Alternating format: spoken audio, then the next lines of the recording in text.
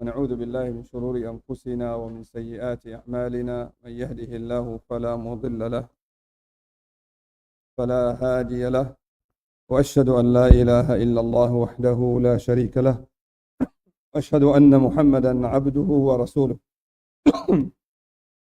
يا أيها الذين آمنوا اتقوا الله حق تقاته ولا تموتن إلا وأنتم مسلمون.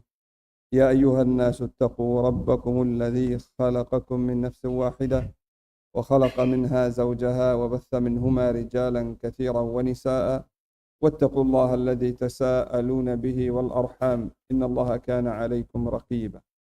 يا أيها الذين آمنوا اتقوا الله وقولوا قولا سديدا يصلح لكم أعمالكم ويغفر لكم ذنوبكم، ومن يطع الله ورسوله فقد فاز فوزا عظيما.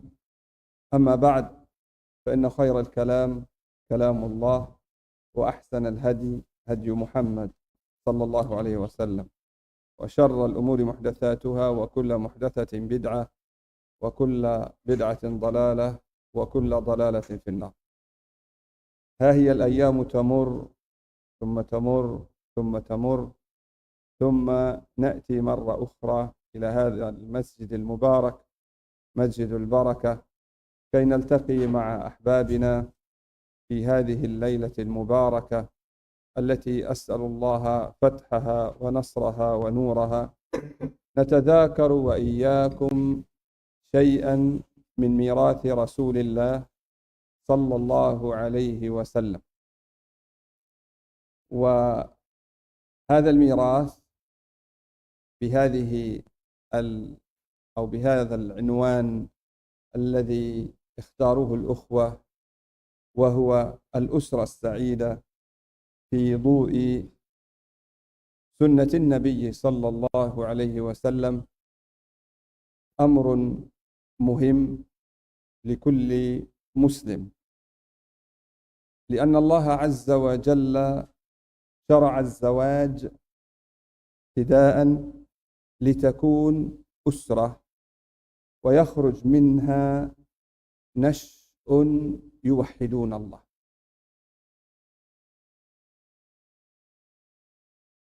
Beliau setelah menyebutkan tentang khutbatul hajah, menyampaikan bahwasanya hari-hari melalui kita semua, dan beliau juga melakukan muhadarah di beberapa tempat hingga sampai di masjid kita ini, dan kita bisa berkumpul di masjid ini untuk membahas sesuatu yang sangat penting sekali dari warisan Rasulullah Sallallahu Alaihi Wasallam, yaitu yang beliau beri judul atau dipilih oleh teman-teman kita. Judulnya adalah Al-Usrah As-Sa'idah, keluarga yang bahagia sesuai dengan petunjuk Rasulullah Sallallahu Alaihi Wasallam. Maka judul ini adalah sesuatu yang sangat penting sekali bagi setiap muslim, karena Allah Subhanahu wa Ta'ala mensyariatkan kepada kita semua menikah dan untuk menciptakan suatu keluarga yang baik, yang keluar dari keluarga tersebut generasi-generasi yang mentauhidkan Allah Subhanahu wa Ta'ala. لا شك أن أعظم أمر ينبغي على الإنسان أن يراعيه هو الأمر الذي خلقه الله رب العالمين لأجله، وأوجده في هذه الدنيا لتحقيقه، ألا وهو عبادة الله عز وجل. والله تبارك وتعالى جعل الزواج وهو أساس تكوين الأسرة للاستمتاع، يستمتع كل واحد بصاحبه في حدود ما أنزل الله رب العالمين، فتقضى الشهوة ويحفظ النسل ويتربى الأبناء في البيئة الصحيحة السليمة المحافظة، من أجل أن يخرج نشء يوحد الله عز وجل، فيحصل في اجتماع الزوجين قيام البيت والأسرة الذي هو نواة قيام المجتمع وصلاحه. Kemudian Maka tidak kita ragukan lagi bahwasanya ilmu yang paling agung yang sepatutnya diperhatikan oleh setiap kaum muslimin, yaitu ilmu yang berkaitan dengan tujuan di mana Allah Subhanahu wa taala menciptakan kita semua, yaitu agar kita beribadah kepada Allah Subhanahu wa taala. Allah Subhanahu wa taala mensyariatkan kepada kita semua pernikahan agar kita bisa menciptakan keluarga yang baik, kemudian kita bisa memiliki keturunan yang baik juga, dan mencurahkan syahwat pada sesuatu yang halal, dan kita bisa membimbing anak-anak kita agar mereka menjadi generasi yang diridhoi oleh Allah Subhanahu wa taala, yaitu kita bisa mendidik mereka agar menjadi hamba-hamba yang senantiasa beribadah kepada Allah Subhanahu wa taala. الزوج يكدح ويكتسب فينفق ويعول، والمرأة تدبر المنزل وتربي الأطفال وتقوم بشؤونهم، وبهذا تعلم أن للمرأة في بيتها عملا كبيرا لا يقل عن عمل الرجل في خارجه، وبهذا تستقيم الأحوال وتنتظم الأمور. Suami bekerja di luar dan juga dia memberikan infak kepada keluarganya, kepada istrinya. Adapun perempuan, maka dia di rumah, dia mengatur rumah suaminya dan juga mengatur anak-anaknya. Maka masing-masing, baik suami atau istri, memiliki tugas, dan seorang istri memiliki tugas yang sangat mulia sekali, di mana apabila tercipta suasana seperti ini di dalam keluarga, menjadi keluarga itu kondusif dan maksimal di dalam menjalin tugas-tugas masing-masing. الأسر الصالحة السعيدة تبنى على المحبة والمودة والرحمة. قال الله عز وجل: ومن آياته أن خلق لكم من أنفسكم أزواجا لتسكنوا إليها وجعل بينكم مودة ورحمة إن في ذلك لآيات لقوم يتفكرون. وقد حث النبي صلى الله عليه وسلم على بناء الأسر الصالحة في سنته المطهرة، فقال صلى الله عليه وسلم: يا معشر الشباب من استطاع منكم الباءة فليتزوج. وقال صلى الله عليه وسلم: تناكحوا تكاثروا فإني مباهن بكم الأمم يوم القيامة. وقال صلى الله عليه وسلم: النكاح سنتي فمن رغب عن سنتي فليس مني.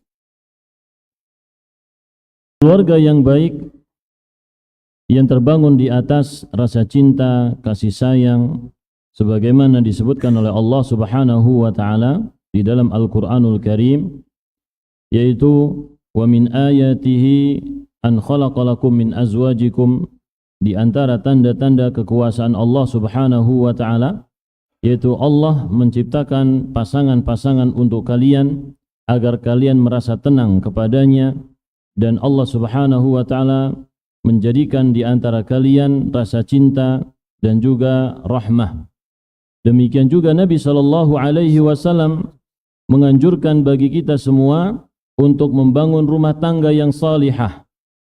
Sebagaimana di dalam sunnahnya yang suci, beliau mengatakan, ya ma'syarasy syabab, wahai sekalian para pemuda, barang siapa di antara kalian yang mampu untuk melakukan ba'ah, maka hendaklah dia menikah. Dan juga Nabi sallallahu alaihi wasallam mengatakan, tanakahu takatharu, menikahlah kalian supaya kalian bisa menjadi banyak. dan sesungguhnya aku berbangga-bangga pada hari kiamat dengan banyaknya umatku. Dan juga Nabi SAW bersabda, an-nikahu sunnati, nikah itu adalah ajaranku, maka barang siapa yang benci dengan sunnahku maka bukan termasuk bagianku. الأسر الصالحة السعيدة تبنى على مراعاة حقوق الزوج والزوجة. من المعلوم أن تقابل الحقوق والواجبات أمر مستقر، فجعل للرجل على المرأة حقا وهو حق كبير، كذلك جعل الله تبارك وتعالى للمرأة على زوجها حقا، فبمعرفة الحقوق تبنى الأسر الصالحة السعيدة. ونبدأ بالحق الأول وهو حق الزوج على زوجته. Keluarga yang saleh, yang berbahagia, dibangun di atas memperhatikan hak-hak suami istri. Sebagaimana di dalam syariat ini telah tetap bahwasanya masing-masing memiliki hak tersendiri, baik itu suami maupun istri. Dan Allah Subhanahu wa taala memberikan istri haknya yang harus diperhatikan oleh suaminya. Oleh karena itu di sini akan disebutkan beberapa hal yang berkaitan dengan hak masing-masing suami maupun istri, dan dimulai dari yang pertama adalah hak seorang suami bagi istrinya. فعلى نساء المسلمين أن يعلمن أن الله تبارك وتعالى جعل أزواجهن منحة ومحنة، والنبي صلى الله عليه وسلم أخبر أنه اطلع في النار فوجد أكثر آلها أي أهلها النساء يكفرن، وقالت المرأة يا رسول الله يكفرن بالله؟ قال لا، يكفرن العشير، فإن الرجل إذا أحسن إلى امرأته 40 سنة ثم أساء إليها مرة واحدة قالت ما وجدت منك إحسانا قط.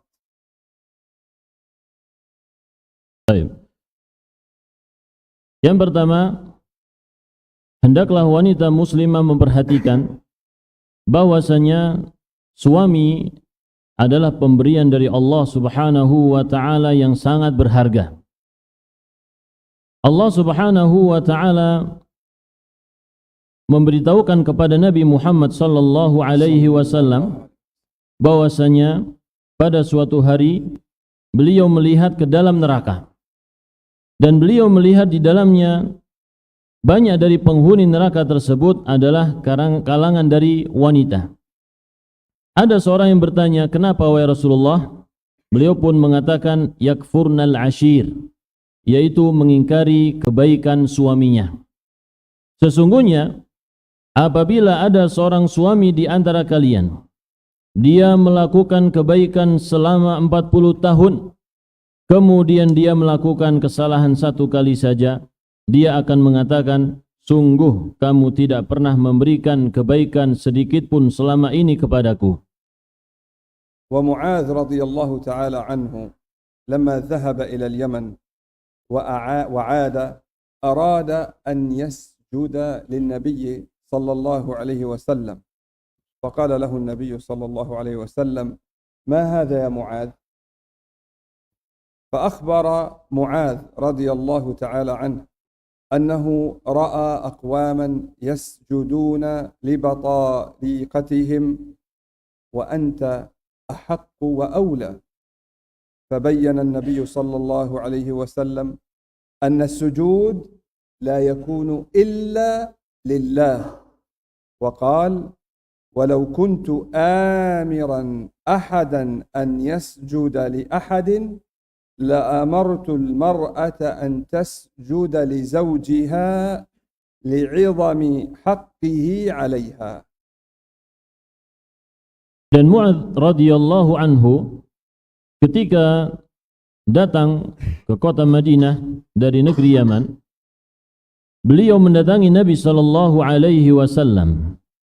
Lalu beliau ingin bersujud kepada Nabi sallallahu alaihi wasallam dikarenakan beliau melihat di negeri tersebut orang-orangnya bersujud kepada tokoh-tokoh mereka. Maka beliau pun menganggap bahwasanya Nabi Muhammad sallallahu alaihi wasallam berhak untuk dihormati dengan cara seperti itu daripada orang-orang tersebut. Lalu Nabi sallallahu alaihi wasallam berkata kepada Mu'adz, menjelaskan bahwasanya sujud itu tidak boleh kecuali hanya kepada Allah Subhanahu wa taala. Dan beliau pun mengatakan, seandainya aku memerintahkan seseorang untuk bersujud kepada orang lain, niscaya yang aku perintahkan bersujud adalah seorang wanita untuk suaminya. Wa aqsama an-nabi sallallahu alaihi wasallam annahu law kana min mifraqi ra'sihi ila akhmasi qadamayhi qurhatun tabuddu qayhan wa sadidan fastaqbalathu فلعقتها بلسانها ما وفته حقه عليها. Dan Nabi sallallahu alaihi wasallam bersumpah bahwasanya seandainya ada pada suami itu luka dan juga nanah dari kepalanya sampai ujung kakinya, bagian telapak kakinya, kemudian wanita tersebut membersihkan dengan cara menjilati luka-luka tersebut sampai bersih, maka wanita itu belum memberikan hak suami tersebut secara sempurna. Wan Nabi sallallahu alaihi wasallam qala limra'atin yawman alaki ba'lun, yani zawj, fa'ajabat bil ijab, yani na'am.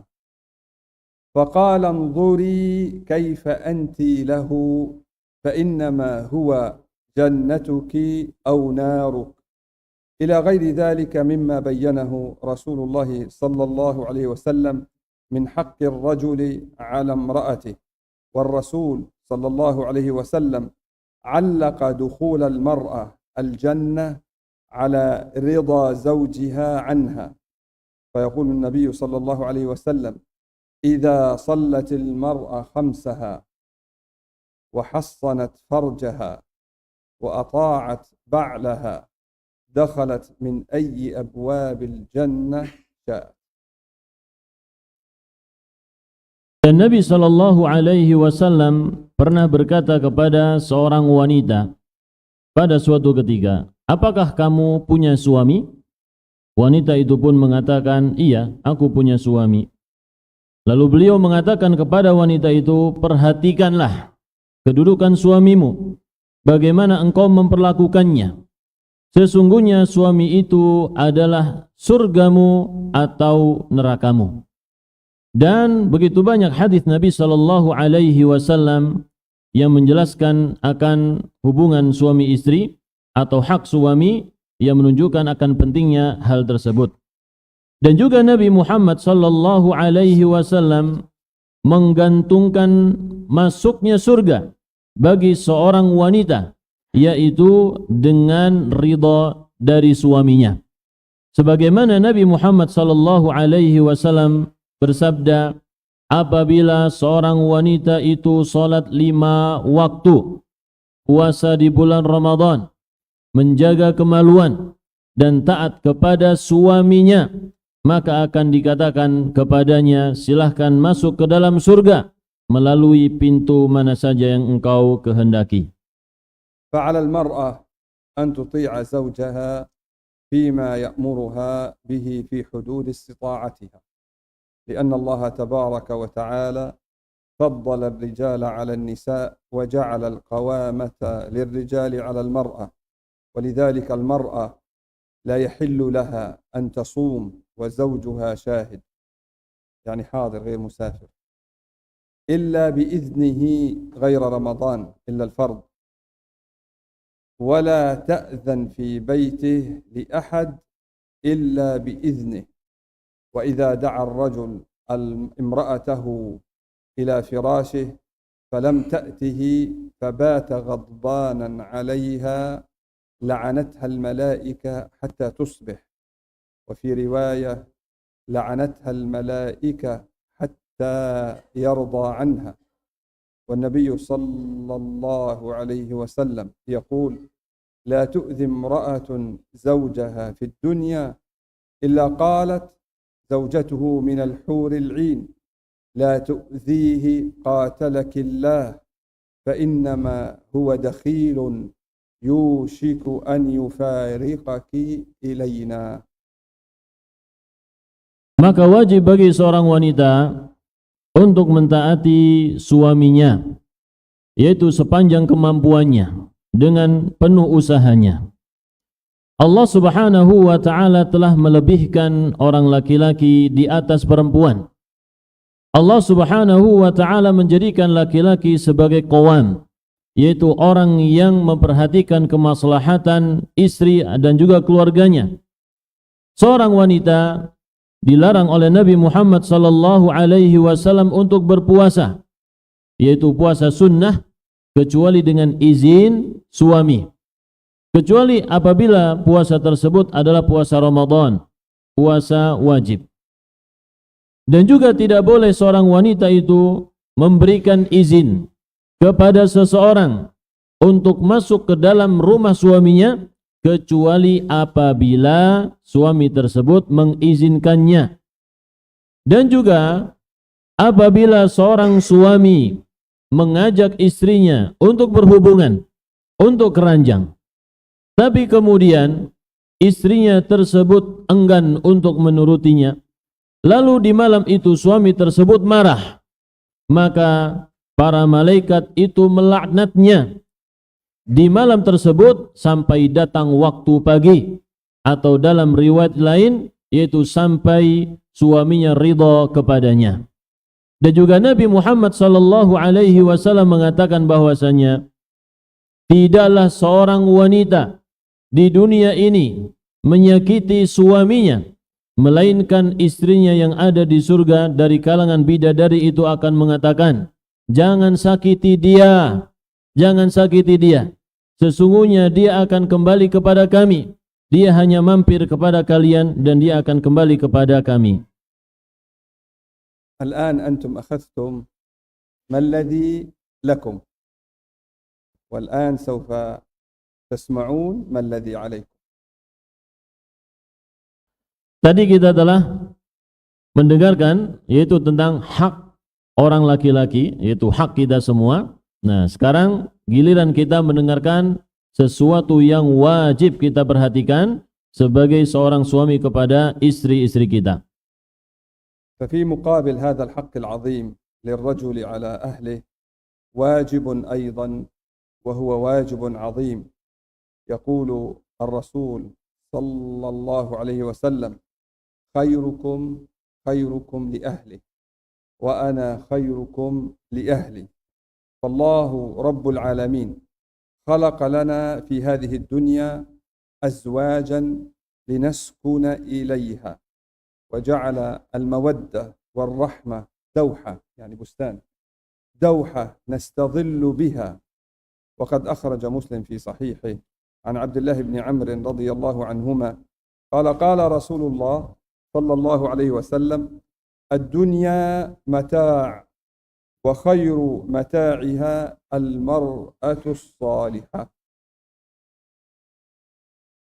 Sebagaimana yang telah kita ketahui bahwasanya kewajiban ini memiliki pembandingnya. Ketika wanita memiliki kewajiban yang agung, maka laki-laki juga memiliki kewajiban yang agung. Nabi Muhammad sallallahu alaihi wasallam menyebutkan di dalam hadisnya, sebaik-baik kalian adalah orang yang paling baik kepada keluarganya, dan aku adalah orang yang terbaik kepada keluarganya. Dan Allah Subhanahu wa ta'ala menciptakan istri-istri kita, menciptakan pasangan-pasangan untuk kita, agar kita tenang kepada mereka. Dan Allah Subhanahu wa taala menciptakan kebahagiaan, menciptakan rasa cinta dan juga kebun-kebun yang indah. Dan Nabi Muhammad sallallahu alaihi wasallam bersabda di dalam hadis riwayat Muslim, wanita itu adalah mata', yaitu kesenangan, perbendaharaan yang istimewa. Dan sebaik-baik perbendaharaan dunia adalah wanita, ad-dunya mata', dunia itu adalah perbendaharaan. Dan sebaik-baik perbendaharaan dunia itu adalah wanita yang salihah. وحق الزوجة عظيم ويترتب عليه أمور كثيرة. قال الله عز وجل وعاشروهن بالمعروف فإن كرهتموهن فعسى أن تكرهوا شيئا ويجعل الله فيه خيرا كثيرا. والمرأة عند الرجل أمانة في يده وهو مسؤول عنها يوم القيامة. هل أدى إليها حقها أم فرط وضيع؟ قال صلى الله عليه وسلم إنما النساء شقائق الرجال. وقال صلى الله عليه وسلم استوصوا بالنساء خيرا فإنهن خلقن من ضلع أعوج إنهن خلقن من ضلع وإن أعوج شيء في الضلع أعلاه فإن ذهبت تقيمه كسرته وإن تركته لم يزل أعوج فاستوصوا بالنساء خيرا.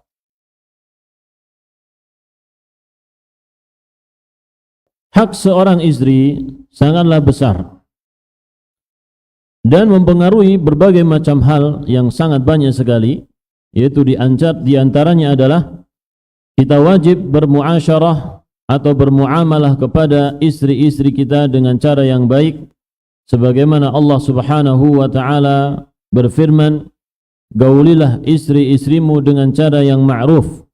Apabila kalian tidak menyukai pada suatu hal, maka ketahuilah bahwasanya Allah Subhanahu wa taala akan memberikan kebaikan yang banyak, ya, di antara yang tidak kalian sukai tersebut.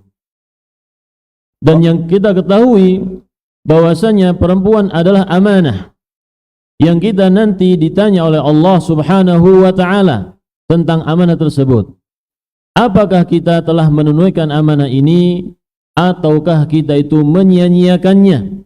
Nabi sallallahu alaihi wasallam bersabda, sesungguhnya wanita itu adalah saudaranya laki-laki.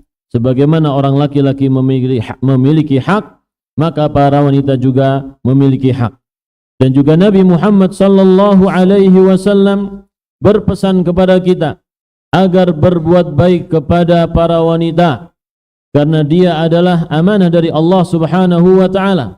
Allah menciptakan wanita itu dari tulang rusuk, dan bagian yang paling bengkok dari tulang rusuk itu adalah bagian atasnya. Apabila kita berusaha meluruskan bagian yang bengkok tersebut, berarti kita akan mematahkannya. Akan tetapi kalau kita membiarkannya, maka dia akan tetap bengkok seperti itu. Maka berbuat baiklah kepada para wanita. قال النووي معلقا على هذا الحديث رحمه الله وفي الحديث ملاطفة النساء والإحسان إليهن والصبر على عوج أخلاقهن واحتمال ضعف عقولهن وكراهية طلاقهن بلا سبب وأنه لا يطمع باستقامتها والله أعلم. Dan Imam Nawawi rahimahullah ta'ala memberikan ta'liq, ya, terhadap hadis tersebut, memberikan komentar terhadap hadis tersebut, bahwasanya kita diperintahkan untuk berlaku baik kepada para wanita, berlaku lembut, dan juga bersabar akan kekurangannya. Kita tidak bisa menuntut kesempurnaan kepada istri-istri kita. وقال صلى الله عليه وسلم لا يفرق مؤمن مؤمنة إن كره منها خلقا رضي منها آخر أو قال غيره. قال النووي رحمه الله معلقا على الحديث أي ينبغي أن لا يبغضها لأنه إن وجد فيها خلقا كرهه وجد فيها خلقا يرضاه بأن تكون مثلا شرسة عصبية يعني، لكنها دينة أو عفيفة أو رفيقة أو غير ذلك. Dan juga Nabi Muhammad sallallahu alaihi wasallam mengatakan, janganlah seorang mukmin itu membenci mukmin yang lainnya, mukmin perempuan. Janganlah mukmin laki-laki membenci mukmin perempuan. Yang dimaksud di sini adalah suami istri. Janganlah suami membenci istrinya.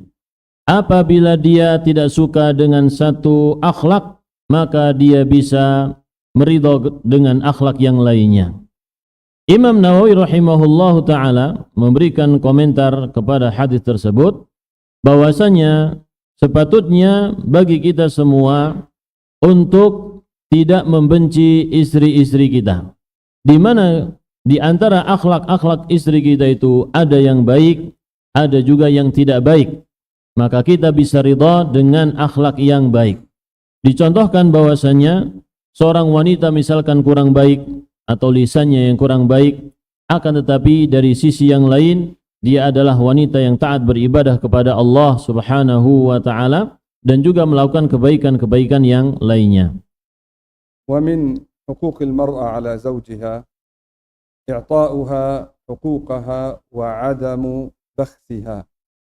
Fa 'an Muawiyah radhiyallahu ta'ala anhu qala qultu ya Rasulullah ما حق زوج إحدانا عليه فقال صلى الله عليه وسلم أن يطعمها إذا طعم وأن يكسوها إذا اكتسى ولا يضرب الوجه ولا يقبح ولا يهجر إلا في البيت.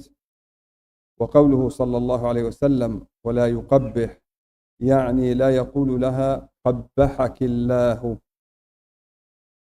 Dan jika di antara hak para wanita, yaitu seorang suami memberikan hak-haknya ya, dalam muasyarah, sebagaimana Nabi Muhammad sallallahu alaihi wasallam pernah ditanya, apa hak wanita, yaitu istri salah seorang di antara kita yang harus kita lakukan, maka Nabi Muhammad sallallahu alaihi wasallam mengatakan, yaitu hendaklah dia memberikan makan ketika dia juga makan, memberikan pakaian ketika dia berpakaian, dan tidak boleh memukul wajah dan tidak boleh mencacinya, yaitu mengatakan suatu keburukan kepada wanita tersebut.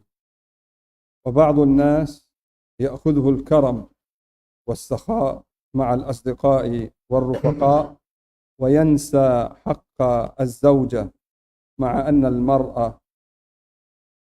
المرء يؤجر على إنفاقه في بيته كما روى ذلك أبو هريرة رضي الله عنه عن رسول الله صلى الله عليه وسلم قال صلى الله عليه وسلم دينار أنفقته في سبيل الله ودينار أنفقته في رقبة يعني عتق ودينار أنفقته على أهلك أعظمها أجرا الذي أنفقته على أهلك.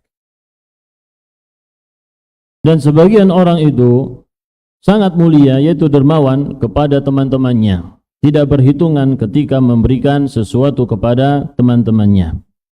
Maka sepatutnya seseorang itu memiliki sikap tersebut kepada istrinya.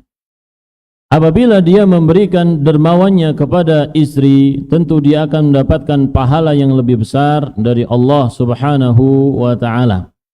Sebagaimana Nabi Muhammad sallallahu alaihi wasallam bersabda, satu dinar yang engkau infakkan di jalan Allah Subhanahu wa taala, atau yang kalian infakkan untuk budak, atau juga yang kalian infakkan untuk keluargamu, maka yang paling besar pahalanya adalah satu dinar yang engkau infakkan, yang engkau berikan kepada keluargamu. Wa akharuna ittakhadhu darba zawjatihim mihna فلا يرفع يده عنها. وعائشة رضي الله تعالى عنها تقول: ما ضرب رسول الله صلى الله عليه وسلم شيئا قط بيده لا امرأة ولا خادم، والرسول صلى الله عليه وسلم هو القدوة وهو المثل. Dan juga sebagian orang itu suka sekali memukul istrinya, bahkan menjadikannya sebagai hobi. Dia tidak pernah menurunkan tangannya, setiap hari memukuli istrinya. Padahal Rasulullah sallallahu alaihi wasallam, sebagaimana yang disampaikan oleh Ibunda Aisyah radhiyallahu anha, bahwa Rasulullah sallallahu alaihi wasallam tidak pernah memukul dengan tangannya seorang pun, apakah itu istri ataupun pembantunya.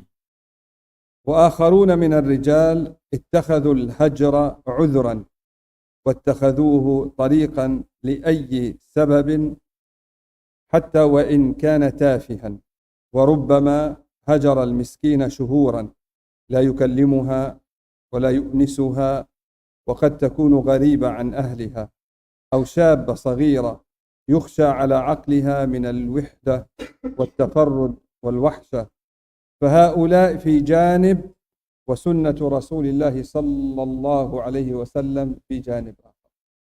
Dan juga sebagian orang suka menghajar yaitu mendiamkan istrinya dan menjadikan hal tersebut sebagai uzur dan suatu cara untuk melakukan nahi mungkar atau melakukan teguran kepada istrinya, meskipun terkadang istrinya hanya melakukan sesuatu hal yang sepele, dan terkadang dia melakukan hajar tersebut, mendiamkan istri tersebut sampai berbulan-bulan, ya.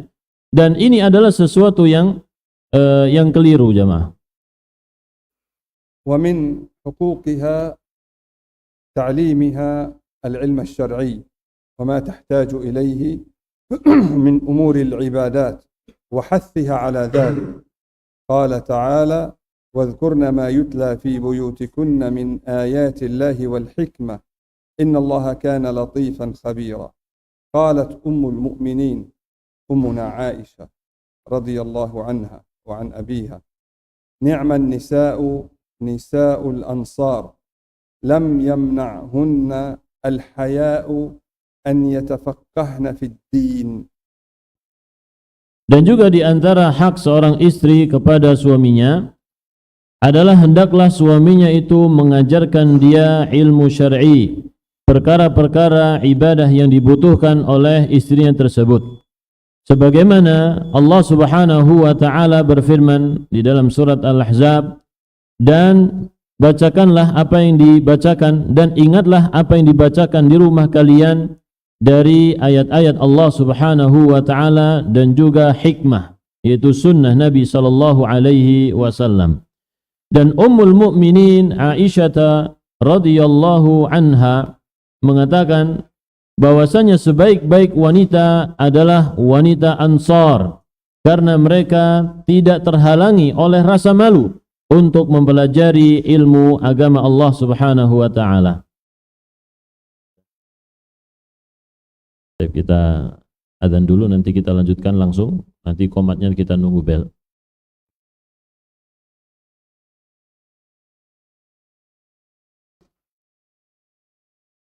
Jazakallah.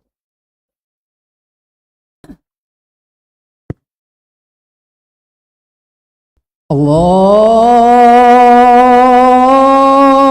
Akbar, Allahu Akbar, Allahu Akbar, Allahu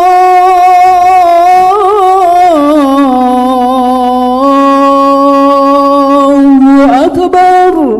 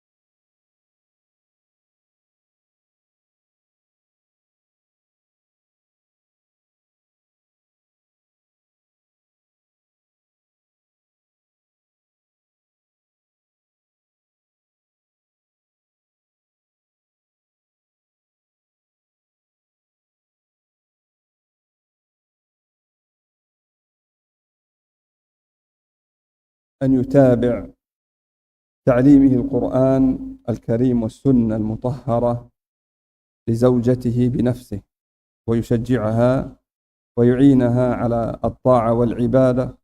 قال تعالى: وأمر أهلك بالصلاة واصطبر عليها. وقال صلى الله عليه وسلم: رحم الله رجلا قام من الليل فصلى وأيقظ امرأته فصلت، فإن أبت نضح في وجهها الماء.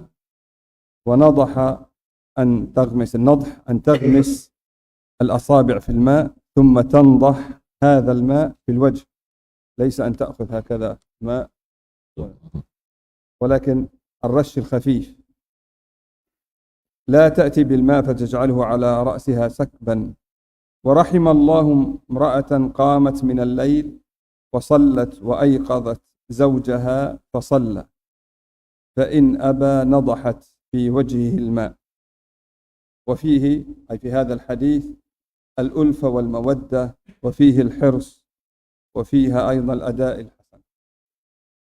Dan juga wajib bagi seorang suami untuk selalu mengajari istrinya Al-Quranul Karim dan sunnah Nabi Muhammad sallallahu alaihi wasallam sendiri, yaitu suaminya itulah yang mengajarinya, serta mendukungnya dan membantunya untuk taat kepada Allah subhanahu wa ta'ala dan rajin beribadah.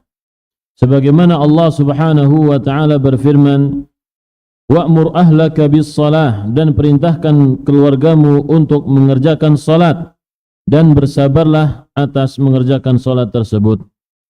Dan juga Nabi Muhammad sallallahu alaihi wasallam bersabda, rahimallahu rajulan, semoga Allah merahmati seseorang, dia bangun di waktu malam lalu mengerjakan salat dan dia membangunkan istrinya. Apabila istrinya tidak mau, maka istrinya diperciki air, ya, bukan disiram air ya, tapi diperciki air di wajahnya. Dan semoga Allah subhanahu wa ta'ala merahmati seorang wanita, dia bangun di waktu malam lalu dia salat dan membangunkan suaminya. Apabila suaminya itu enggan untuk bangun, maka wanita tersebut memercikkan air di wajah suaminya itu. Maka di dalam hadis ini terdapat rasa cinta dan juga keakraban antara suami istri, dan juga semangat untuk melakukan sesuatu yang baik. وبعد أن تكلمنا عن حقوق الزوج والزوجة لبناء الأسرة السعيدة في ضوء سنة النبي صلى الله عليه وسلم، فإن هناك حقا ثالثا ولكنه حق مشترك بين الزوجين، وهو حق تعليم الأبناء. تعليم الأبناء التوحيد وأصول الاعتقاد أساس صلاح الأسرة والمجتمع. قال تعالى: وإذ قال لقمان لابنه وهو يعظه يا بني لا تشرك بالله إن الشرك لظلم عظيم. وقال تعالى: ووصى بها إبراهيم بنيه ويعقوب يا بني إن الله اصطفى لكم الدين فلا تموتن إلا وأنتم مسلمون. لقد كانت أبيات أصحاب النبي صلى الله عليه وسلم بالليل لها دوي كدوي النحل من تلاوة القرآن العظيم. فلنوجه أهلينا ولنوجه أنفسنا إلى كتاب الله تبارك وتعالى، فما ضل من ضل إلا بترك كتاب الله تبارك وتعالى، لأن التزكية تزكية للنفس لا تكون إلا بالقرآن العظيم وبسنة النبي صلى الله عليه وسلم. قوا أنفسكم وأهليكم نارا، علموهم أصول الاعتقاد، دلوهم على الحق والرشاد. Dan setelah kita berbicara tentang hak suami dan juga istri untuk membangun keluarga yang sakinah, yang bahagia sesuai dengan sunnah Nabi Muhammad sallallahu alaihi wasallam, maka di sana ada yang ketiga, yaitu hak yang ketiga. Dan hak yang ketiga ini hak yang berserikat antara suami dan istri, yaitu hak untuk mengajari anak-anak. Maka mengajari anak-anak tentang tauhid dan juga dasar-dasar keyakinan adalah dasar kebaikan dari keluarga dan juga masyarakat. Sebagaimana Allah Subhanahu wa taala berfirman, dan ingatlah ketika Luqman berkata kepada putranya dan dia sedang memberikan nasihat kepadanya, wahai putraku, ya bunayya la tusyrik billah, wahai putraku, janganlah engkau menyekutukan Allah. Inna syirka la zulmun azim. Sesungguhnya kesyirikan itu adalah kezaliman yang besar. Dan juga Allah Subhanahu wa taala berfirman, wa wassa biha Ibrahim banihi wa Yaqub. Nabi Ibrahim berwasiat dengan kalimat tersebut kepada anak-anaknya. Demikian juga Nabi Yaqub, ya bani, innallaha astafa lakumuddin. Wahai putra-putraku, sesungguhnya Allah Subhanahu wa taala telah memilihkan agama ini untuk kalian. Fala tamutunna illa wa antum muslimun. Maka janganlah kalian meninggal dunia kecuali dalam kondisi muslim. Sungguh rumah-rumah para sahabat Nabi Muhammad sallallahu alaihi wasallam ketika datang waktu malam, maka terdengar suatu dengungan, suara seperti suara lebah yang dibaca Al-Quranul Karim dari rumah-rumah mereka. Maka kita jamaah dimulakan Allah Subhanahu wa taala mengarahkan keluarga kita, mengarahkan diri kita menuju kitabullah azza wa jalla. Maka tidak ada orang yang tersesat kecuali dikarenakan dia meninggalkan kitabullah, karena sesungguhnya kita membersihkan diri kita yaitu dengan Al-Quranul Karim dan juga dengan sunnah Nabi Muhammad sallallahu alaihi wasallam Al-Karim. Sebagaimana Allah Subhanahu wa taala berfirman, "Qu anfusakum wa ahlikum nara." Jagalah diri kalian dan keluarga kalian dari api neraka, yaitu allimuhum. Ajari mereka dasar-dasar keyakinan dan tunjukilah mereka kepada kebenaran dan ilmu.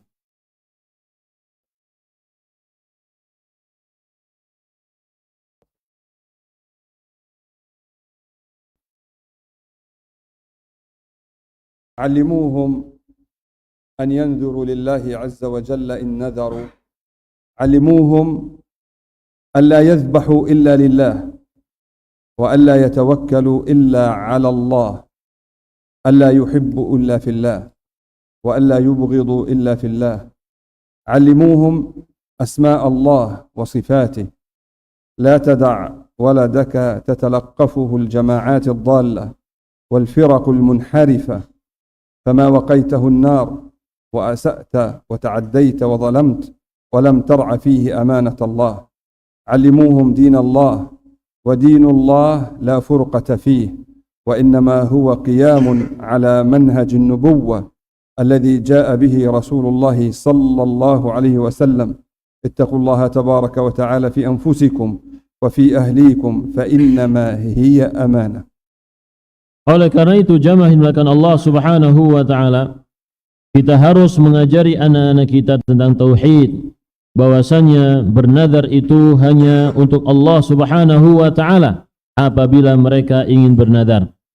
Ajarilah mereka agar tidak menyembelih kecuali untuk Allah Subhanahu wa taala, dan tidak ada tawakal kecuali kepada Allah Subhanahu wa taala, dan supaya mereka tidaklah cinta kecuali karena Allah, tidak membenci juga kecuali karena Allah Subhanahu wa taala.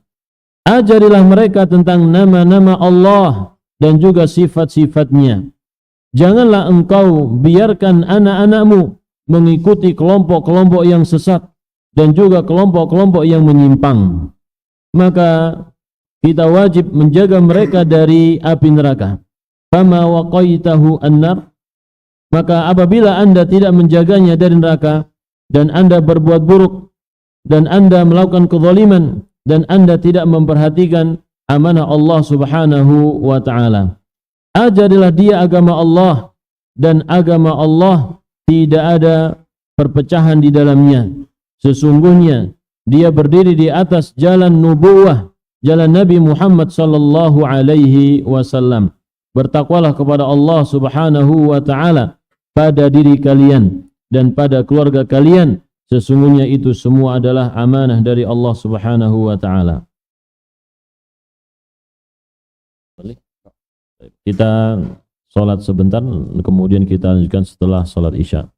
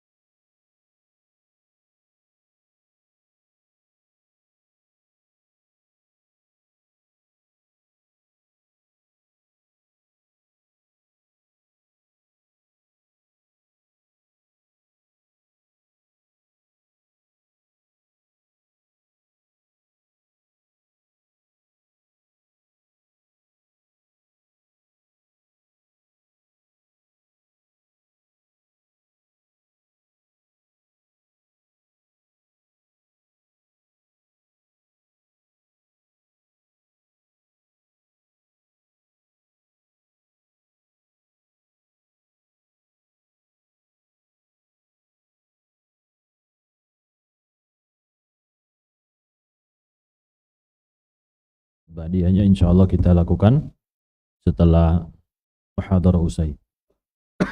Insyaallah la nutil alaik. Insyaallah cuma sebentar. Alhamdulillah wassalatu wassalamu ala Rasulillah.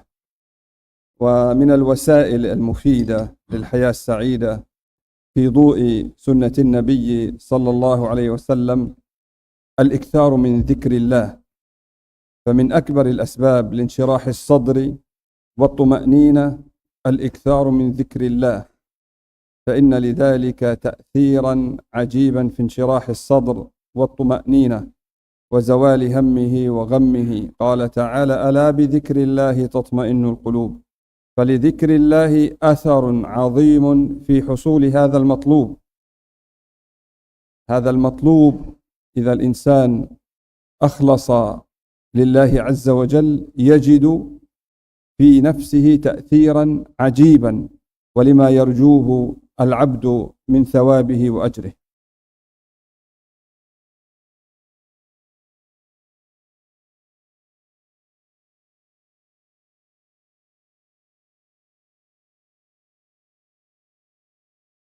Dan juga kita harus melakukan hal-hal atau wasilah-wasilah yang bermanfaat untuk mewujudkan kebahagiaan keluarga kita dan juga menjaga kebahagiaan tersebut.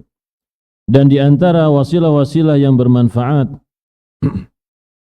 untuk mewujudkan kehidupan yang bahagia yaitu memperbanyak zikir kepada Allah Subhanahu wa ta'ala. Dan di antara sebab yang paling besar untuk lapangnya dada dan tenangnya hati kita adalah memperbanyak berzikir kepada Allah Subhanahu wa ta'ala.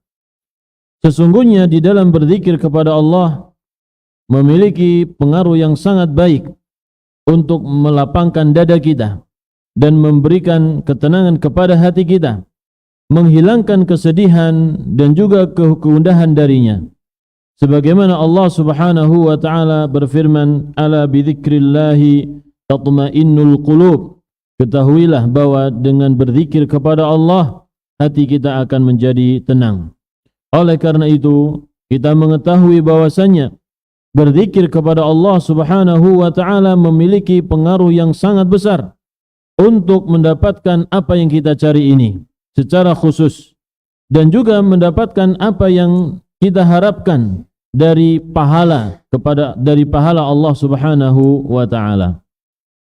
ومن الوسائل المفيدة للحياة السعيدة في ضوء سنة النبي صلى الله عليه وسلم التحدث بنعم الله الظاهرة والباطنة، فإن معرفتها والتحدث بها يدفع الله بها الهم والغم ويحث العبد على الشكر الذي هو أرفع المراتب وأعلاها، حتى ولو كان العبد في حالة فقر أو مرض أو غيرهما من أنواع البلايا، فإنه إذا قابل بين نعم الله عليه التي لا يحصى لها عد ولا حساب وبين ما أصابه من مكروه لم يكن للمكروه إلى النعم نسبة.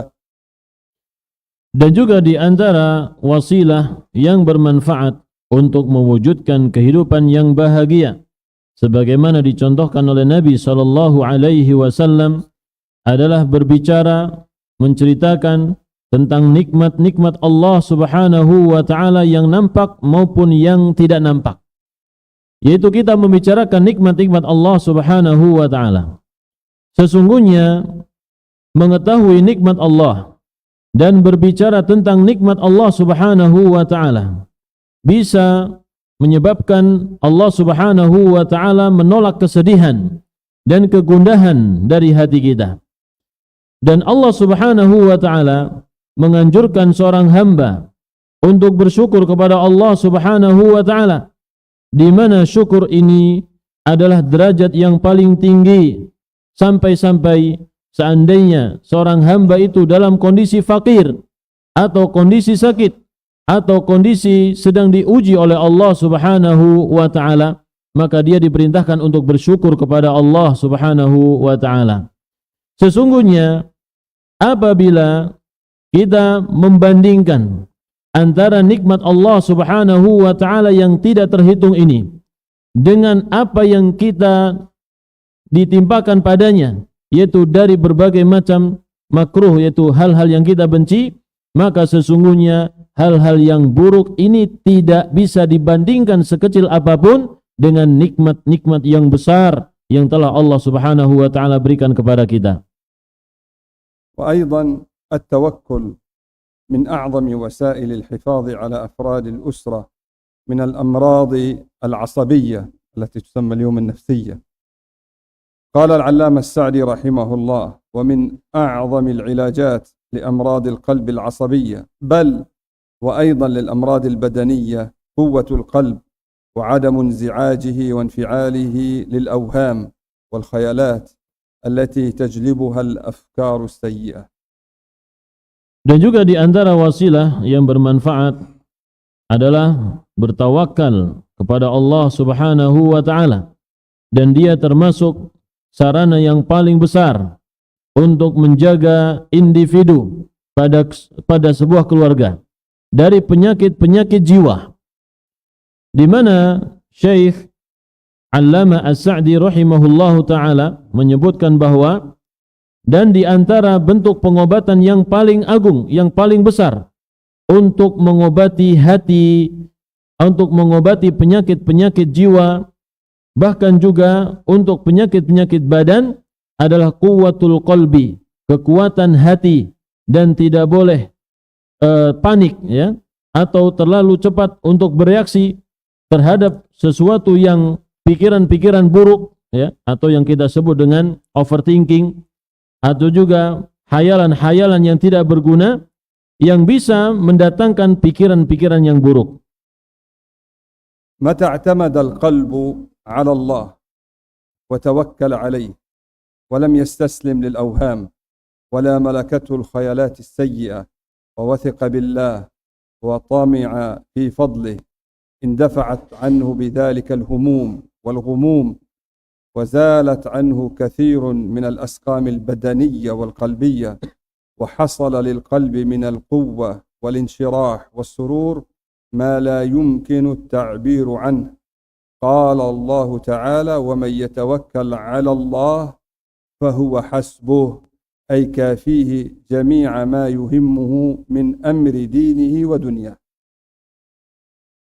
Apabila kita memiliki hati yang bersandar kepada Allah Subhanahu wa taala dan bertawakal kepadanya dan tidak menyerah kepada pikiran-pikiran yang tidak baik atau juga hayalan-hayalan yang buruk, dan kita senantiasa yakin kepada Allah dan mengharapkan karunia dari Allah, maka dengan hal itu semua akan tertolaklah berbagai macam kesedihan dan juga kegundahan, dan akan hilang berbagai macam penyakit dari tubuh kita dan juga dari hati kita, dan hati kita akan mendapatkan kekuatan, mendapatkan kelapangan dan kebahagiaan yang tidak bisa kita ungkapkan dengan suatu ungkapan apapun, sebagaimana Allah Subhanahu wa taala berfirman, dan barang siapa yang bertawakal kepada Allah maka Allah akan mencukupinya.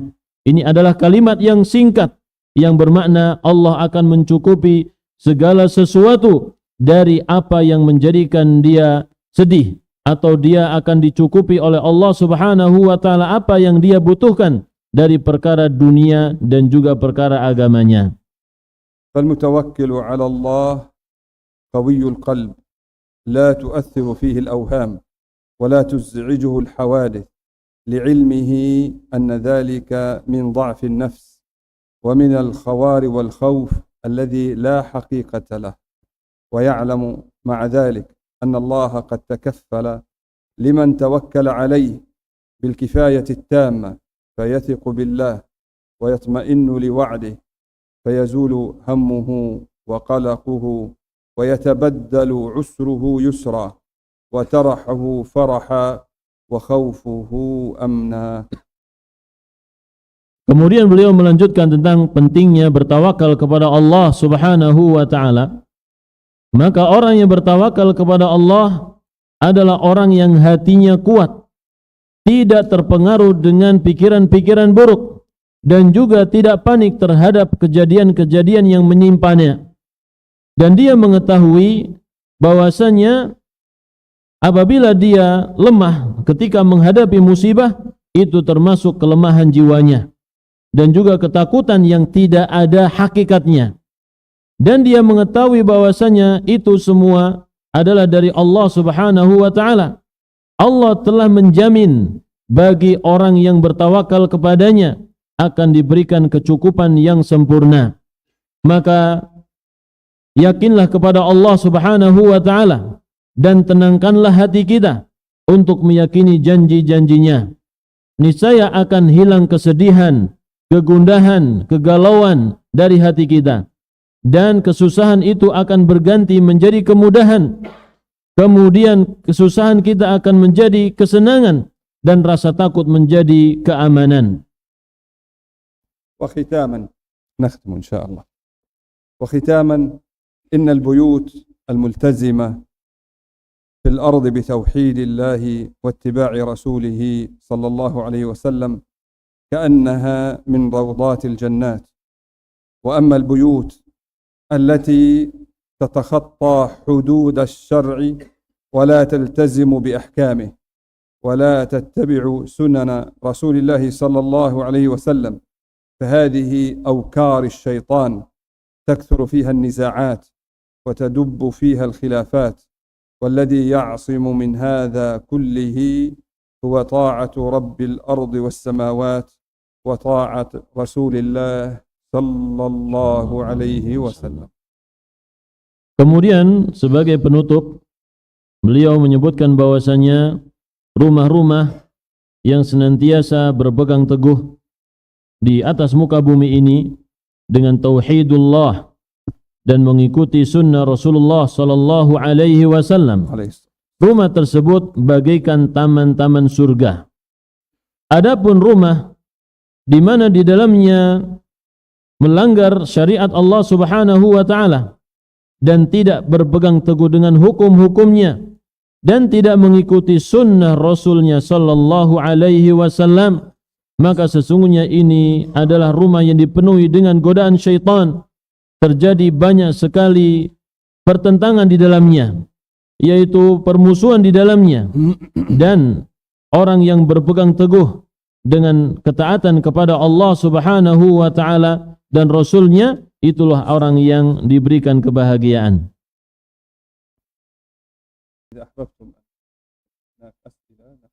Baik. Mungkin ada pertanyaan bagi jamaah, dari jamaah silakan, atau dari ibu-ibu mungkin di kertas. Silakan. Jamaah boleh langsung bertanya menggunakan bahasa Indonesia ya. Jadi nggak usah takut. Ya Pak, silakan.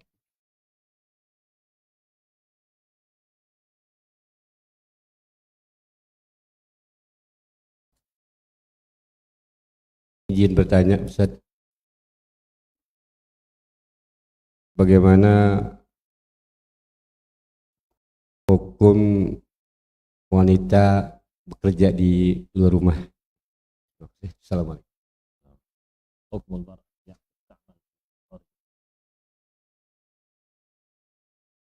الحمد لله والصلاة والسلام على رسول الله. أما عمل المرأة في خارج البيت فيجوز لها أن تعمل في الضوابط الشرعية التي لا تخل بالمرأة ولا تخدش عرضها ولا حياؤها، وإن كان الأصل والأفضل أن المرأة تبقى في بيتها وتقوم في رعاية شؤون البيت والأولاد والزوج، ولكن إذا أرادت أن تعمل فلها أن تعمل ولكن بالضوابط الشرعية، والله تعالى أعلم. Baik, pada asalnya ya, seorang wanita yang paling afdal adalah dia menetap di rumahnya, memperhatikan urusan rumah, mengurusi suami dan juga anak-anaknya, Akan tetapi diperbolehkan baginya untuk bekerja di luar rumah, tetapi harus memperhatikan kaidah-kaidah atau aturan-aturan, yaitu untuk menjaga dia sebagai seorang muslimah berpegang teguh dengan syariat Allah Subhanahu wa taala, tidak boleh menghinakan dirinya. Baik. Wallahu a'lam bissawab. Itu Pak ya. Insyaallah bisa difahami. Jadi boleh ya, boleh seorang wanita bekerja di luar rumahnya tapi dengan syarat-syarat yang harus diperhatikan ya. Contohnya tidak boleh membuka aurat, tidak boleh campur baur dengan laki-laki, dan juga tidak boleh menghinakan dirinya, dan bekerja pada tempat yang sesuai pada sifat kewanitaannya. Nah, kita ambil pertanyaan, bagaimana kabar saudara muslim? Kaifa hal ikhwanina fi Palestin? أما عن حالنا في فلسطين فكما تسمعون وتتناقل الأخبار عن حالنا، فهذه حالنا، بل الحقيقة لعلها تكون أكثر مرارة، فأسأل الله أن يفرج عنا وعنكم وعن جميع المسلمين. Ya, jadi sebagaimana yang kita lihat saudara-saudara kita di Palestina, ya, beliau berdoa kepada Allah Subhanahu wa taala semoga Allah Subhanahu wa taala memberikan jalan keluar yang terbaik untuk kita semua. Baik, thumma mauqifu Palestiniyin nahwa Hamas.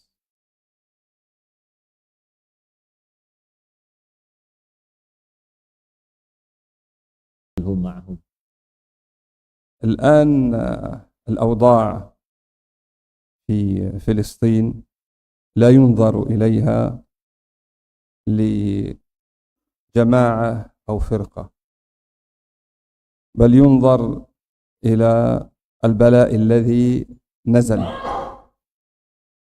ينظر إلى البلاء الذي حل ونزل، والكلام في فئة أو حزب معين لن يفيد الآن شيء.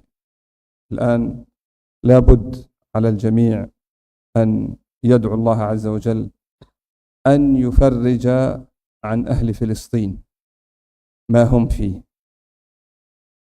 من الكرب الذي نزل بهم، ونبقى بالعموم كي إن شاء الله تبقى قلوب المسلمين صافية على أهل فلسطين، ولا نحب أن تخزل قضية فلسطين في حزب معين، ففلسطين أكبر من ذلك بكثير.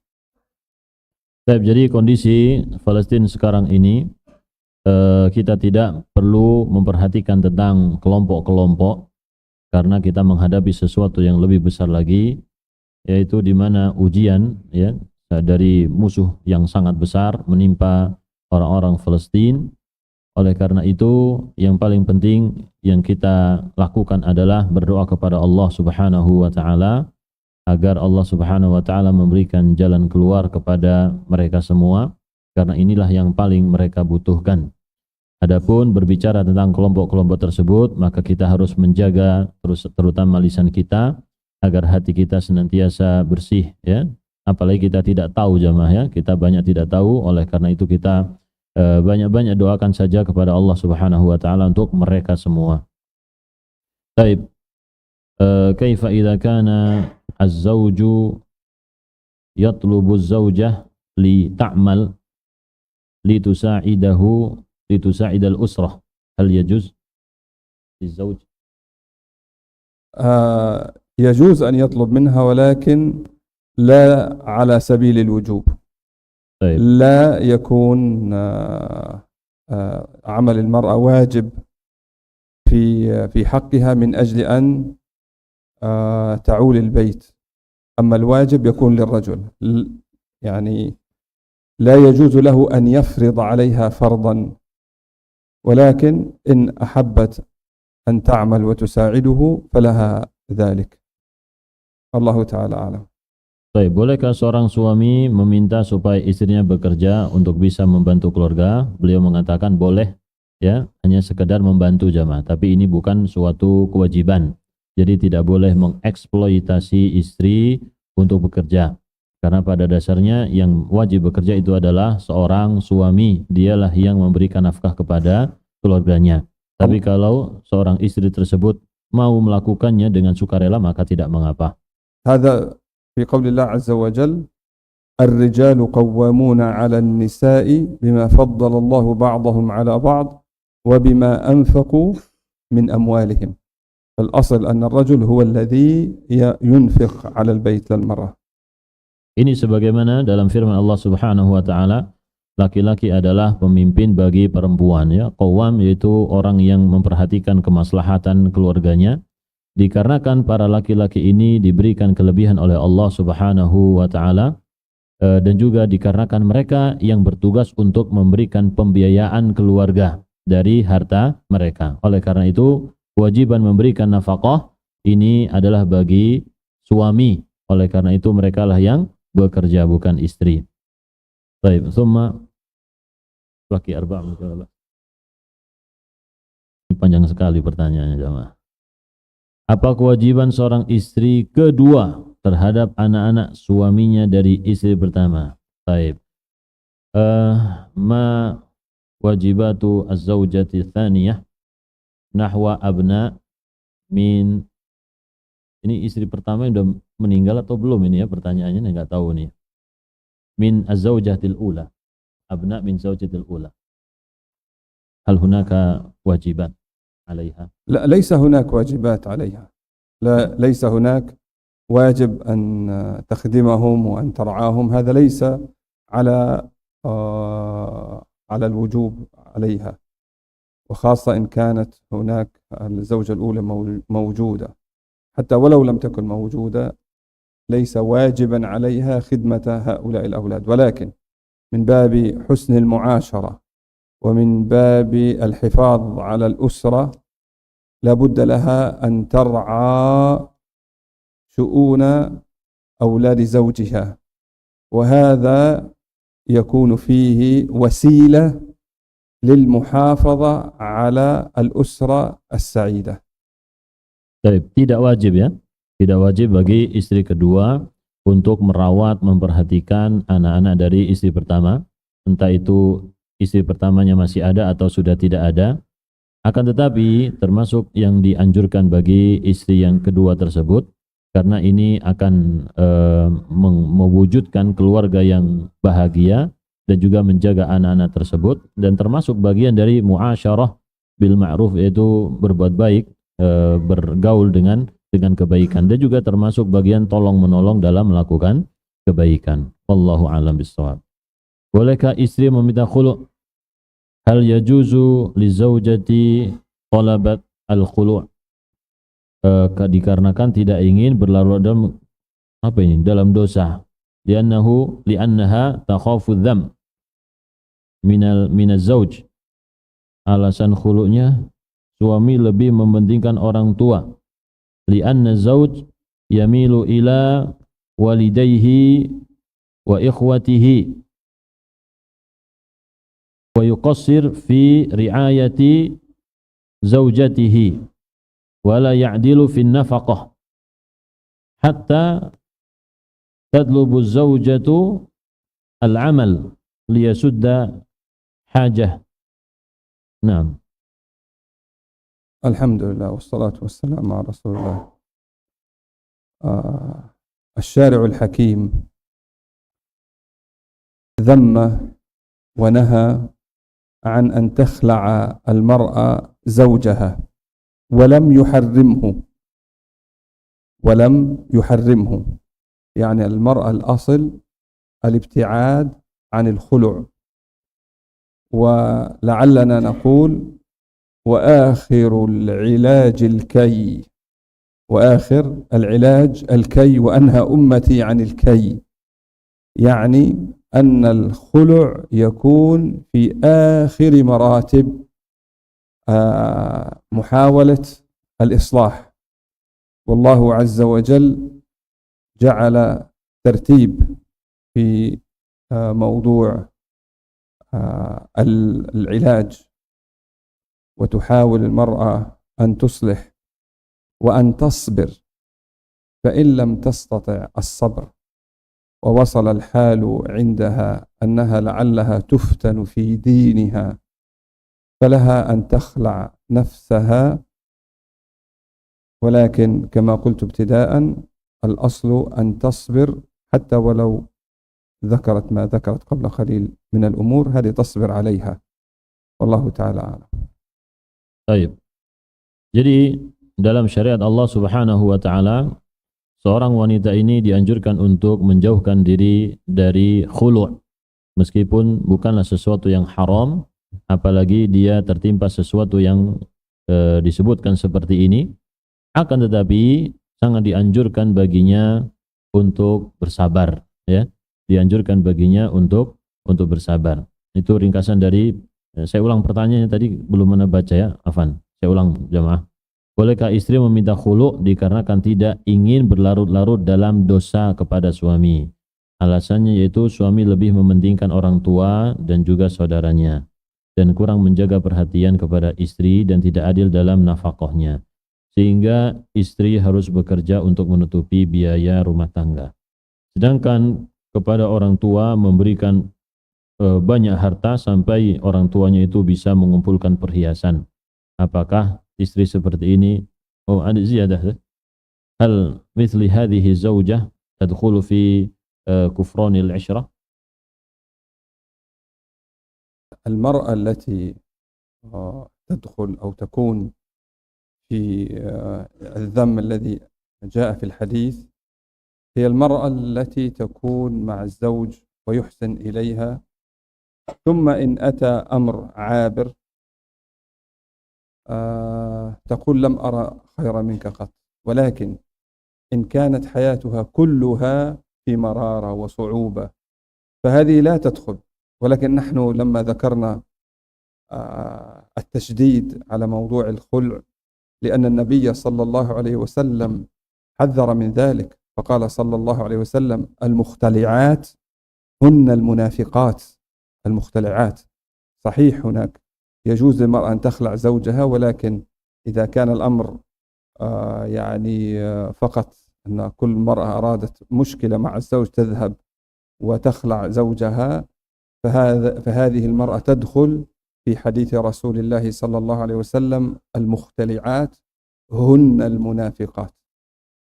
Allah Ta'ala. Baik. Jadi di dalam hadis yang kita sebut dengan kufrul ashir, yaitu mengingkari kebaikan suami, yaitu kalau suami itu baik memberikan hak-hak istrinya, maka seorang wanita tidak boleh ingkar kufur kepada kebaikan-kebaikan suami. Berbeda kalau kondisinya seorang istri ini mendapatkan perilaku yang tidak baik dari suami, maka tidak termasuk dalam hadis kufrul ashir, ya.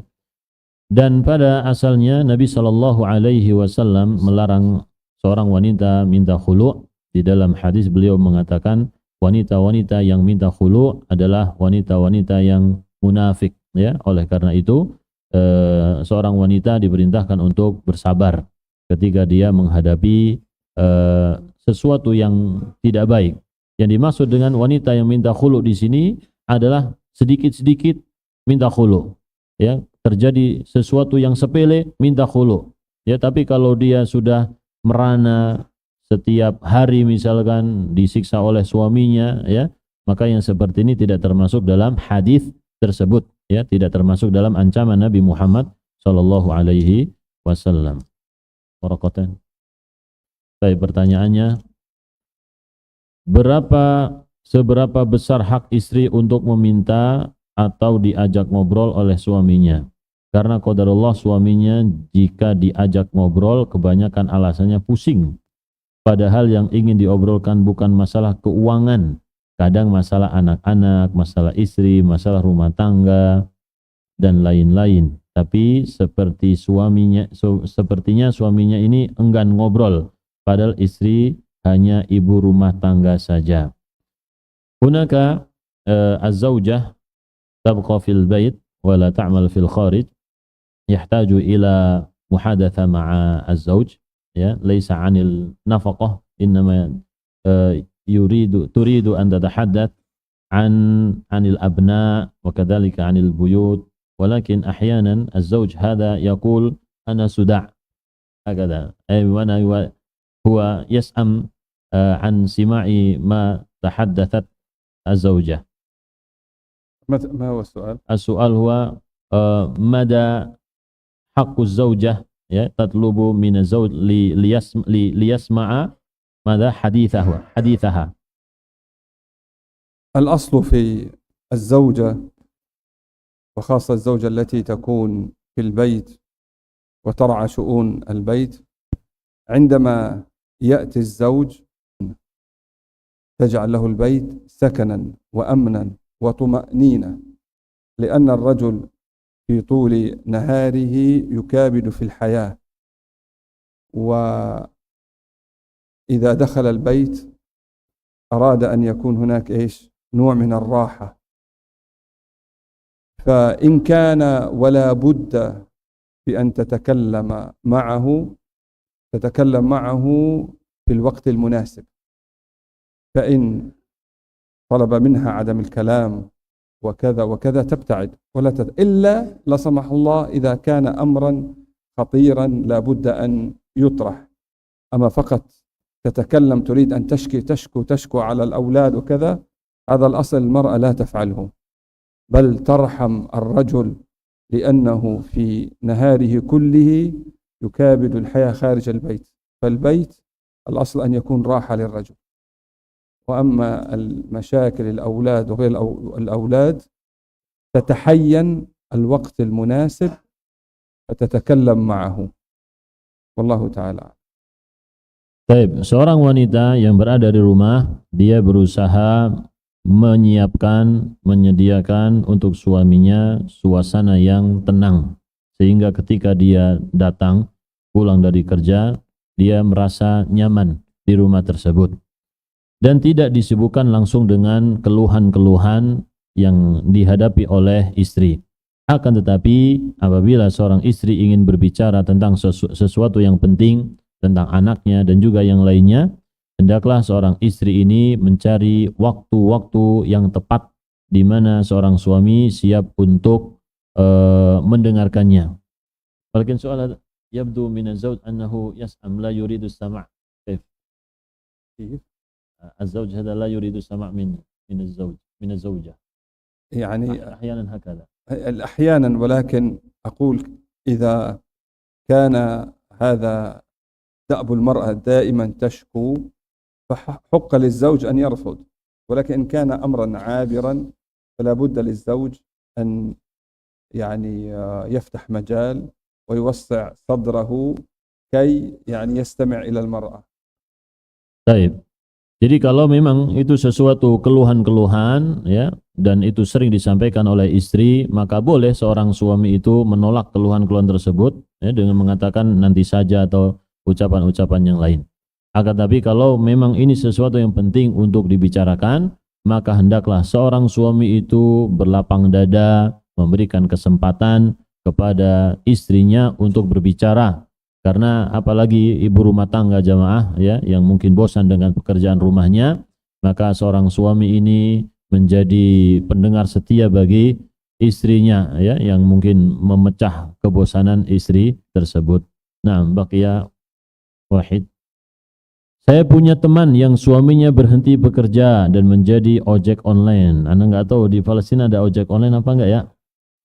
Sejak itu teman saya tidak dinafkahi, bahkan membayar hutang suaminya. Teman saya bekerja, nafkah batin juga jarang diberikan pada teman saya ini. Saya sudah menyarankan padanya untuk istikharah apakah lanjut atau tidak. Apa yang sebaiknya teman saya? Taib. Hunaka usrah az-zawj la ya'mal ya, wal an ya'mal madha? Sa'ik darrajah. Wada nafaqah qalil wala yunfiqu li zawjatihi illa ahyanan ya, la yakfi an-nafaqah la takfi.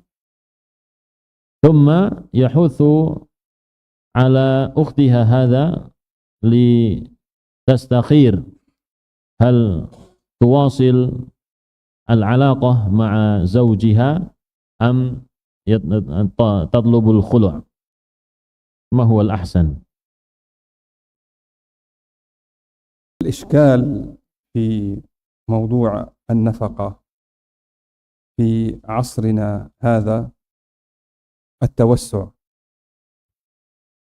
أن النساء يردن أن يتوسعن في حياتهن، ولا أظن أن هناك بيت من البيوت لا يستطيع أن يأتي بالطعام والشراب والحياة يعني القليلة، هذا مقدور عليه عند الجميع.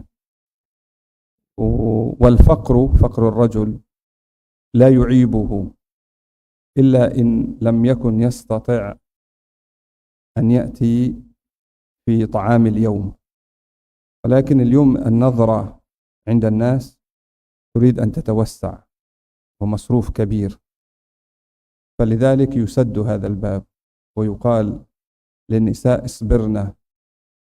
اصبرنا حتى يفرج الله عز وجل.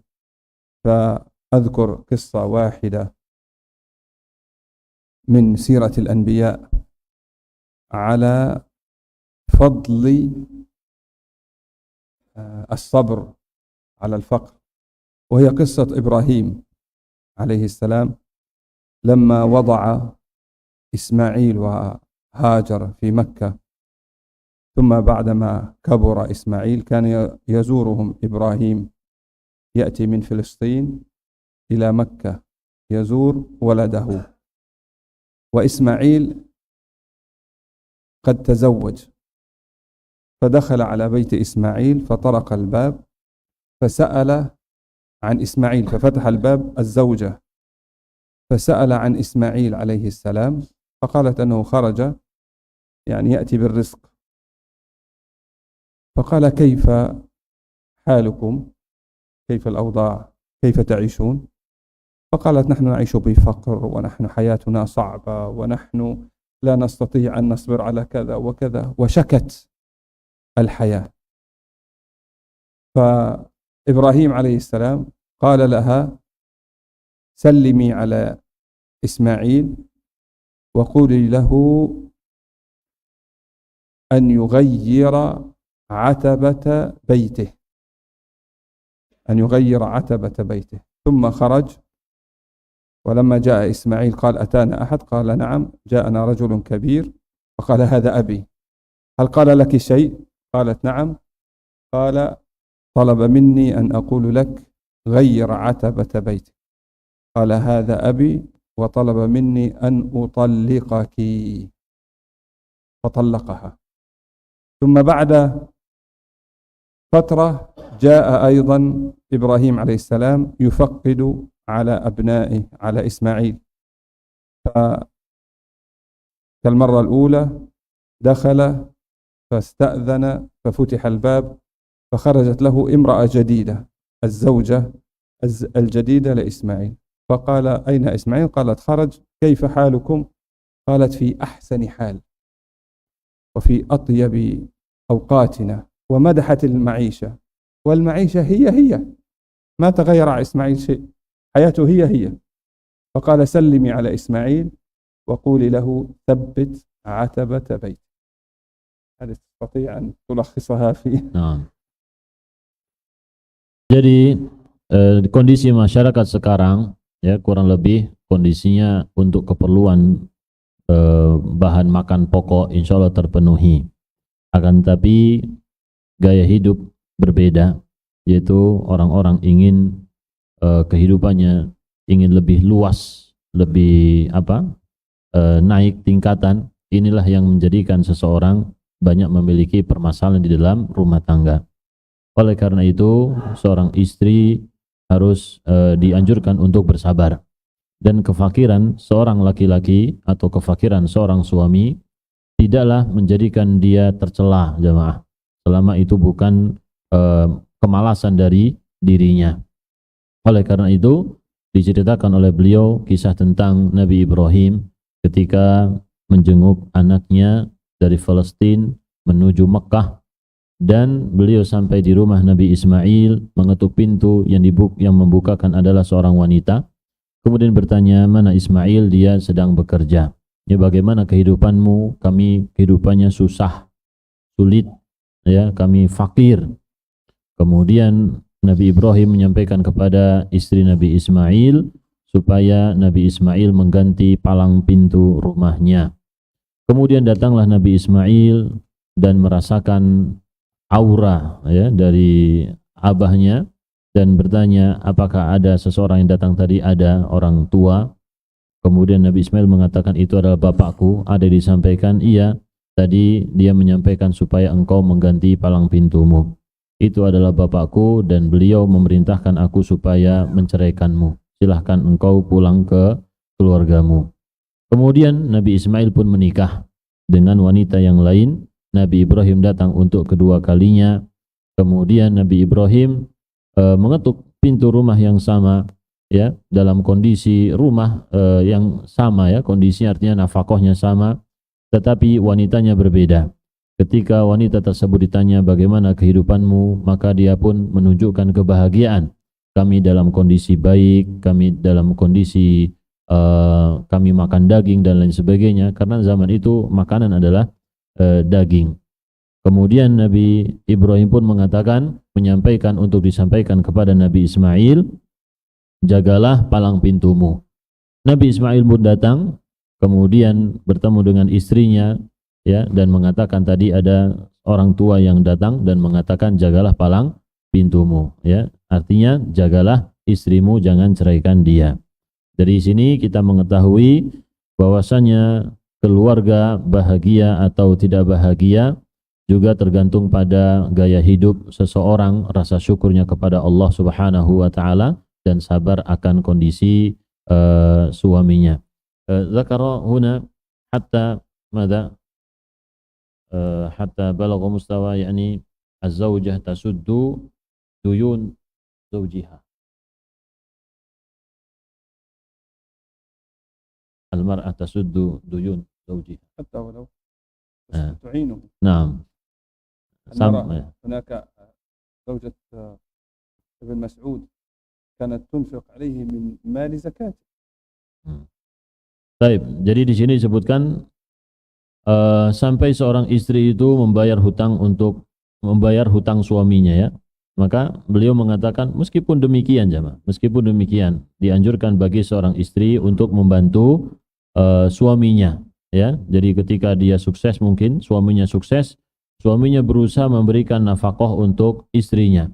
Maka ketika dia susah menjadi pekerja ojek online yang mungkin penghasilannya enggak tetap, maka dia membutuhkan bantuan ketika itu, membutuhkan kesabaran, rumah tangganya diuji oleh Allah Subhanahu wa taala. Maka dianjurkan istri tersebut untuk bersabar dan membantu suaminya.